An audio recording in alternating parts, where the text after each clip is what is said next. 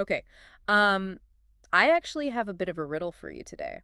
What do a stuffed Donkey Kong doll, a stale Zillow listing in Scottsdale, Arizona, and regulating your nervous system all have in common? That sounds like the setup to a very, very niche joke.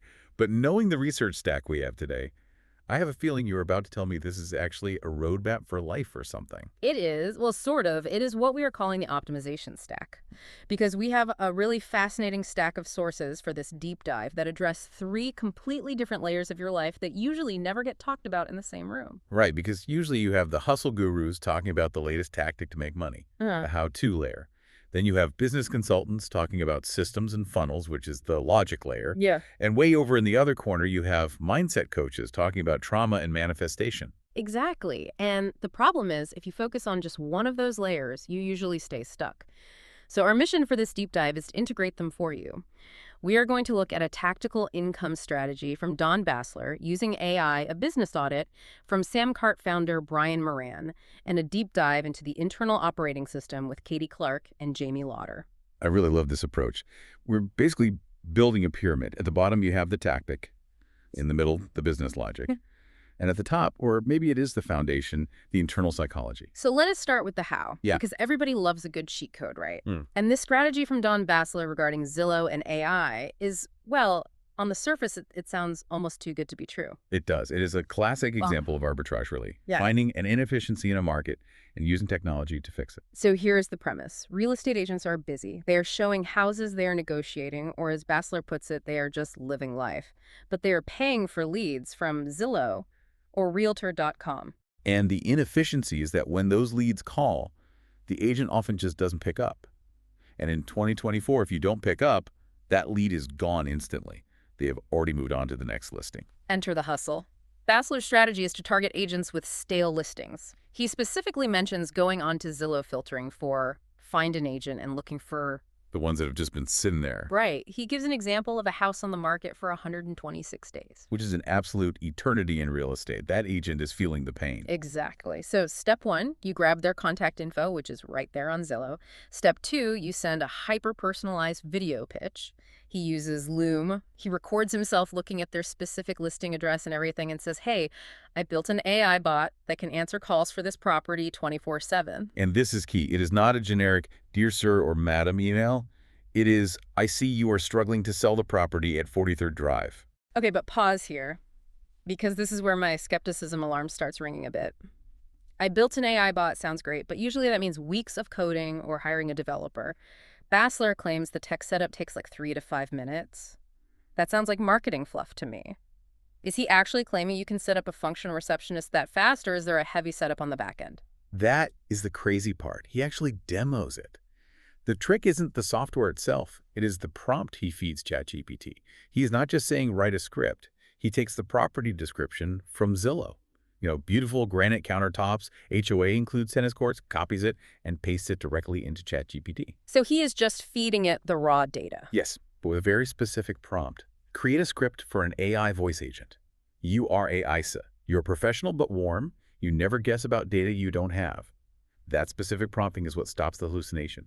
He's cleaning up the data instantly. Then he pastes that script into a voice AI software. He names the agent AISA sounds professional and picks a voice Jessica. And we are not talking about those old robotic press one for hours menus here. This is conversational AI. I have to play devil's advocate again here, though.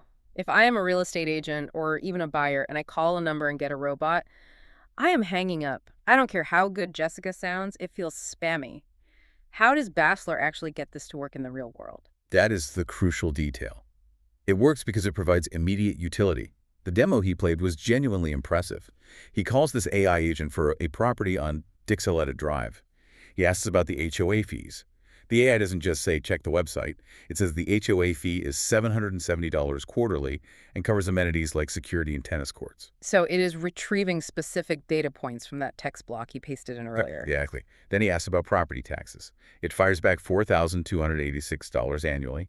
But the kicker, the absolute kicker, is when he asks to book a showing. He asks for Friday of next week. The AI figures out that it's Friday the 13th, asks for a time, confirms 10 a.m., takes his name and email, and books it. Okay, that is different. If I am a buyer, getting an instant answer on the HOA fee is actually way better than leaving a voicemail for a human who calls me back 3 hours later. Precisely. Yeah. And that's the value proposition. It qualifies the lead, answers the tedious questions, and puts an appointment directly on the calendar. The agent didn't have to lift a finger. And the business model. Bassler says you set this up once, copy and paste implementation, and charge a recurring fee. He suggests $297 to $497 a month. It is brilliant because it moves from a time-for-money trade to a services software model. You are just renting them the robot. So theoretically, you have this ASA bot working. You have got a hustler mentality. You are generating leads. But here's the trap. I have seen people set up these incredible lead magnets, get hundreds of clicks, use all the cool AI tools, and still end up broke.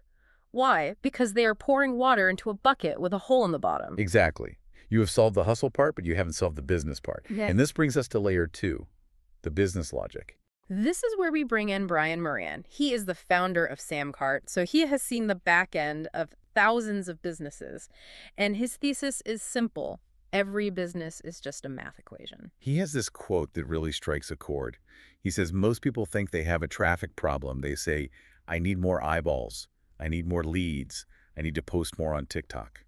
But Moran says that is the last thing you need. If you send traffic to a broken system, you are literally just lighting money on fire. So let us unpack his audit.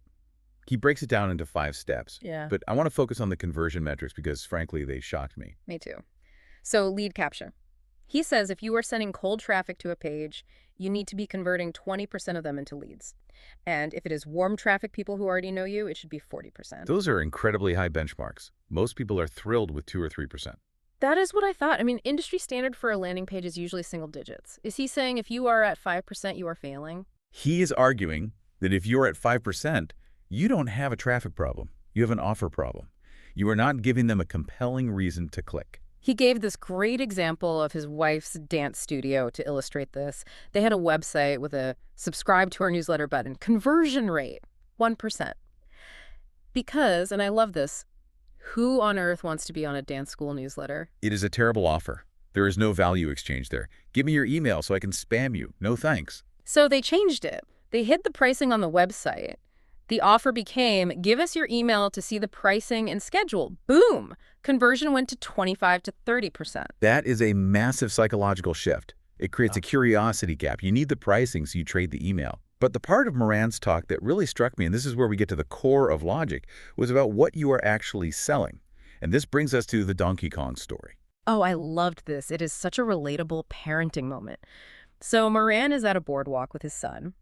The kid wants this cheap stuffed Donkey Kong doll on the top shelf of a carnival game. Moran asks how much to play. It is $20 for 10 darts. Which is ridiculous for a game of darts. That is basically price gouging. Right. But he pays the $20. The kid pops some balloons but misses the prize by 1. So what does the dad do? He hands over another $20.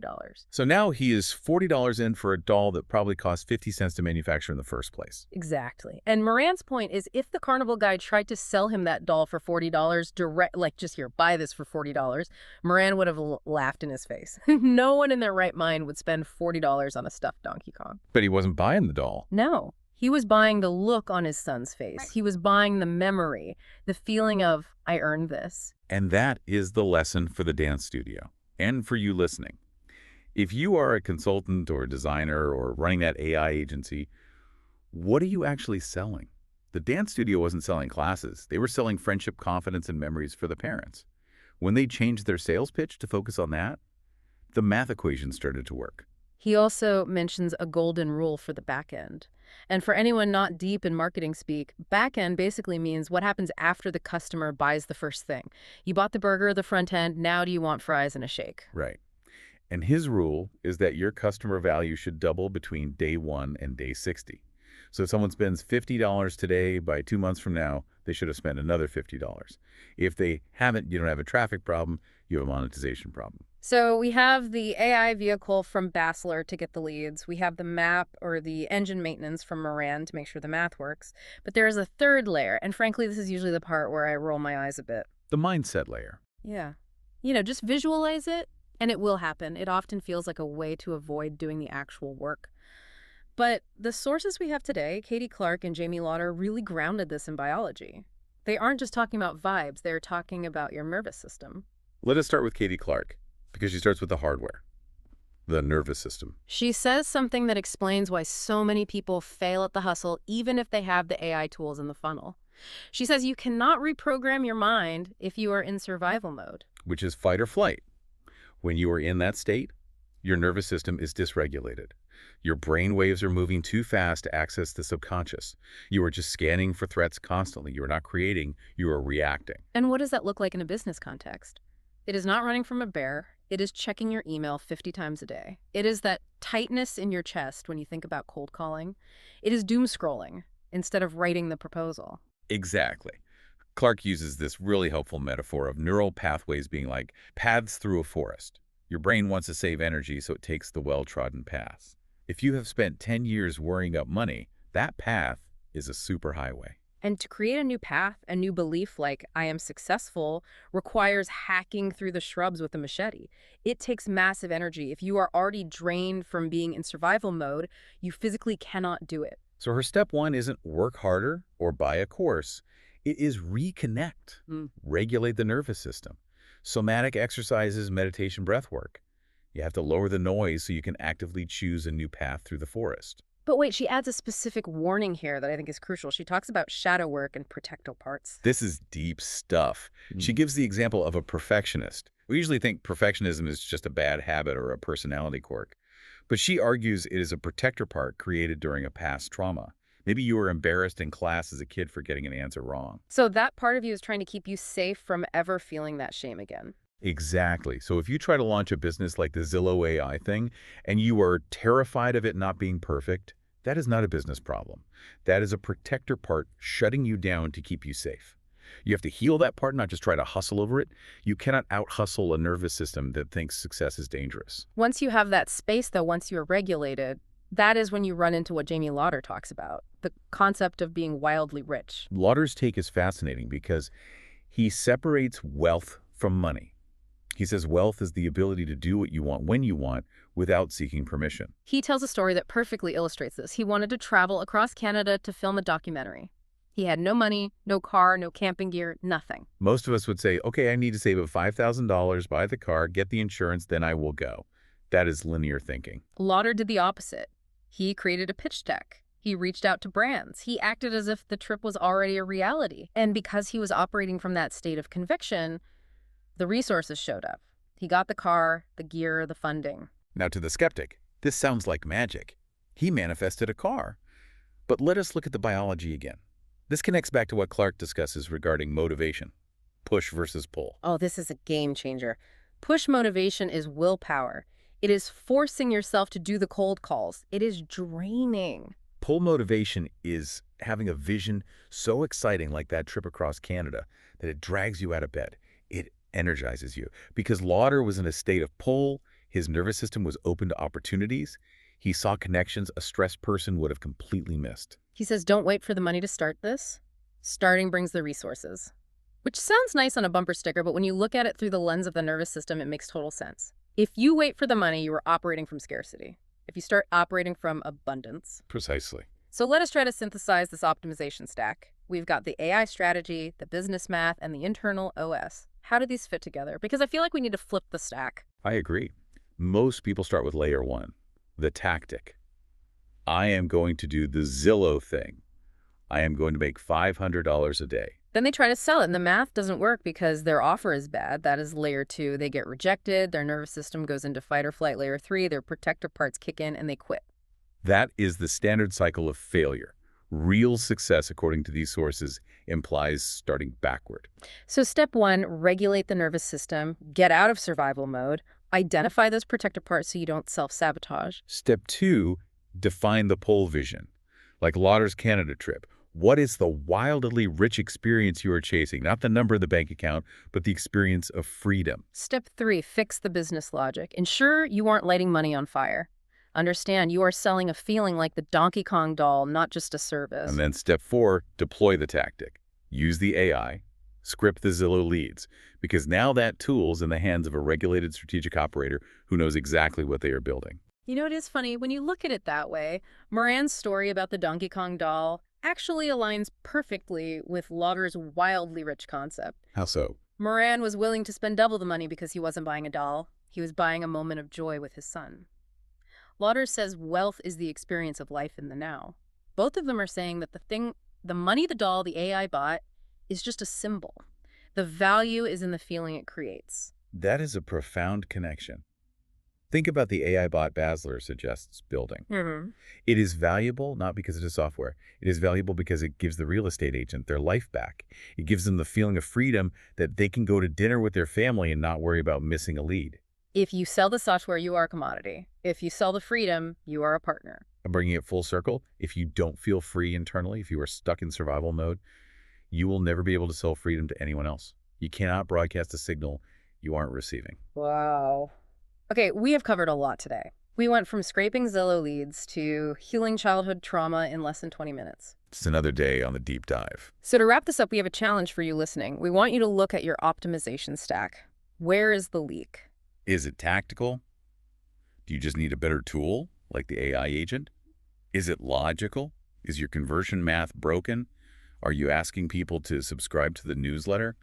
Or is it internal?